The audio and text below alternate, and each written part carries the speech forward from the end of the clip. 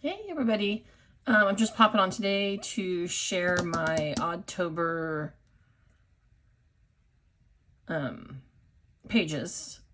I left off on 14, I think, which was this one. You know, we had the yearbook and then the picture of the three. And today I'm going to be doing 15 through 23. I'm kind of hoping to get caught up so I can do the last few on camera. We will see, though. Some of them are not as detailed as ones I did in the past, but some of the prompts are not as easy to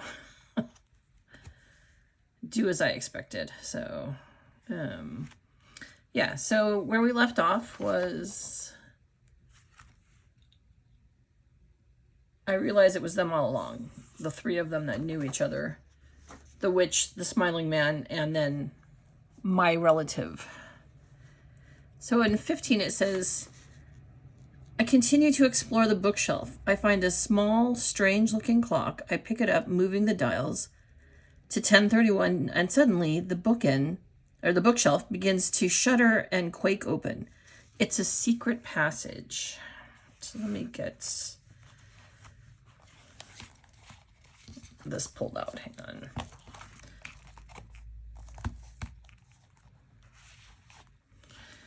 So these are the next two. So here's my secret passage, and the clock is at, well, it's a little bit off. I gotta tell you, I cut these.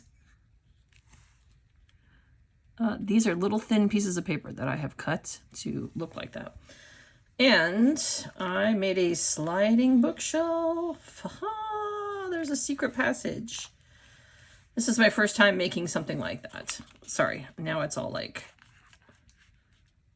I put... after I did something on the back, it made it kind of more difficult, which of course makes sense because I've stuck something on the back. So that's 15 with the clock. 16, we have, this place is never ending. Of course, I enter this passage and am now in a room with a foreign-looking machinery. Lights and buttons are flashing. I move to get a closer look. And so this is my machinery. There's some buttons, a gauge, caution, beware. I got this out of a steampunk book, steampunk collage book from Collage Soup. And oh, my interactives sometimes move.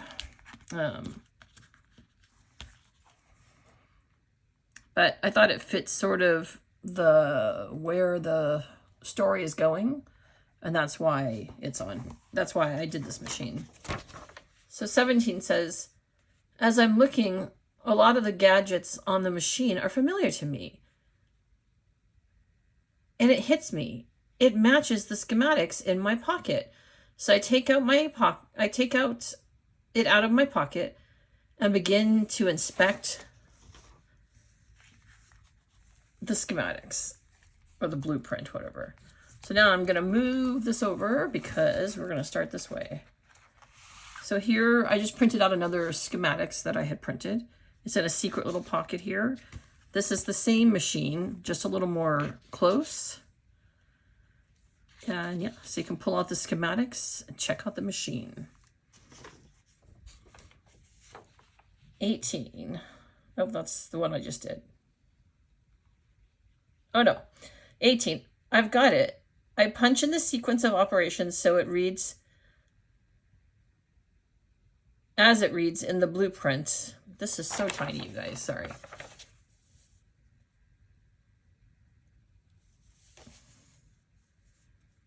Into the machine, and whoa.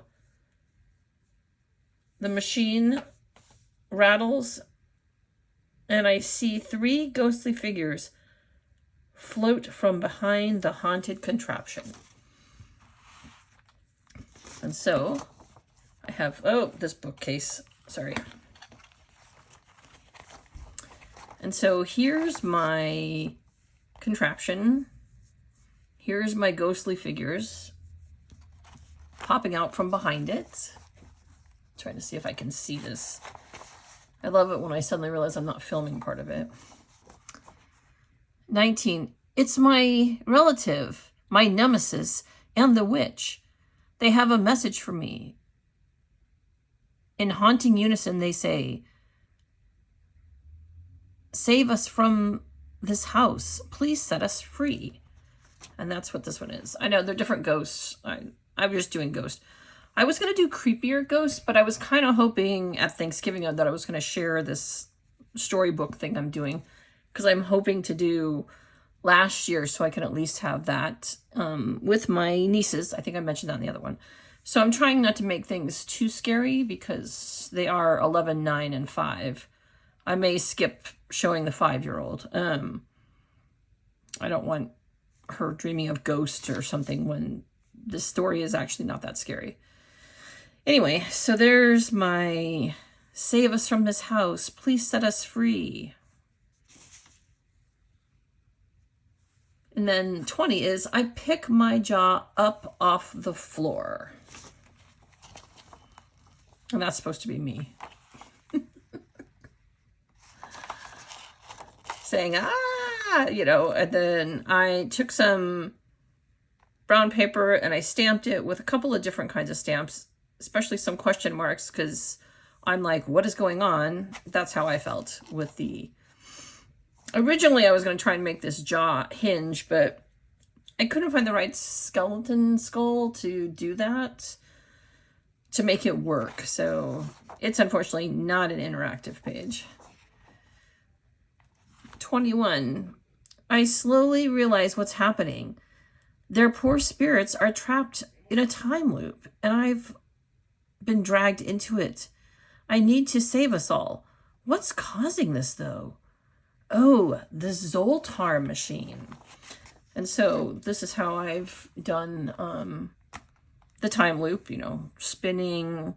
This is kind of supposed to be like space, time loop, you know, sort of.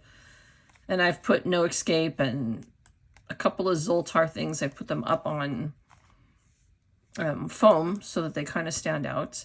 And it's, these two are very, well, this one, even though it looks very simple, was not very simple, because this was just a piece of craft, and I've put all these I stamped all that on there.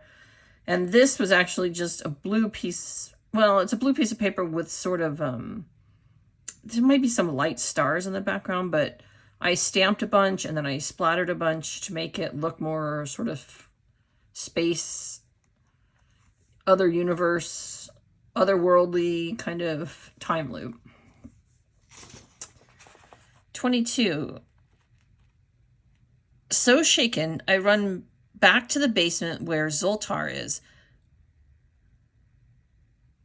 I scan the room and see a crowbar on the ground. I use the beak of the crowbar to latch on and unplug Zoltar. So we have here me back in the basement holding a crowbar. It does come in and out. I just thought the interactive part of it would be really fun for my nieces to see. Yeah, so that's me. I'm back in the basement. I've done some caution, beware, cursed. I will probably splatter this with a little bit of black and white, just like I will this page probably. I just didn't do it, well, because I forgot to before I started filming this. Now I realize. And 23, as soon as it unplugs, the machine flashes orange and green lights, and then all is dark. So here's me unplugging the Zoltar machine, and that's orange lights, green light, and then darkness. These are really fun to interpret. I know they're kind of dorky, and I love how fat my book is becoming. Especially that last one really made it fat. And I still have the last 8 to do. But yeah, this has been super, super fun. And I'm looking forward to doing last year's. But I do have, I'm not going to, I don't want to say be obsessed, because I'm not obsessed, but I'm trying to finish this on time at the end of October. I was actually thinking that if I got caught up, I could do at least the last couple of, in videos. I don't know yet, though. We'll see how it goes. But yes, this is how we are coming along, and I am loving this. But I have a lot of fall journal layouts that I want to do. And I haven't taken the time, but I think if I get this all caught up this weekend, because we're on day, I'm not even sure. What day is it? The 24th. So I think that I could get, well, I'm on 23, so tomorrow is 24. So I think I could probably get the next two caught up by Sunday. And then maybe I will do one of these a day. Because right now I'm doing 2 to 3 a day to get caught up. So what I'm hoping is that I will get this. I know these ones seem so simple, but I think the story just was not. I really wanted to do the lights, and I do have the crowbar, and I have mucked up the paper, and yeah. I was actually going to do this with acetate, but I couldn't get the acetate to work with me. It's too thin. Anyway, so this will be 23 and 25, and so then maybe Monday I can do one of these a day, and I think that would be fun. And I'll be working through, like I said, last year's, so this is probably my favorite project I've done so far. All right. I wish everybody a very happy week. I hope that you are doing well and enjoying your crafting, or whatever you're doing, painting, scrapbooking, any kind of mixed media. And I'll see you in a couple of days.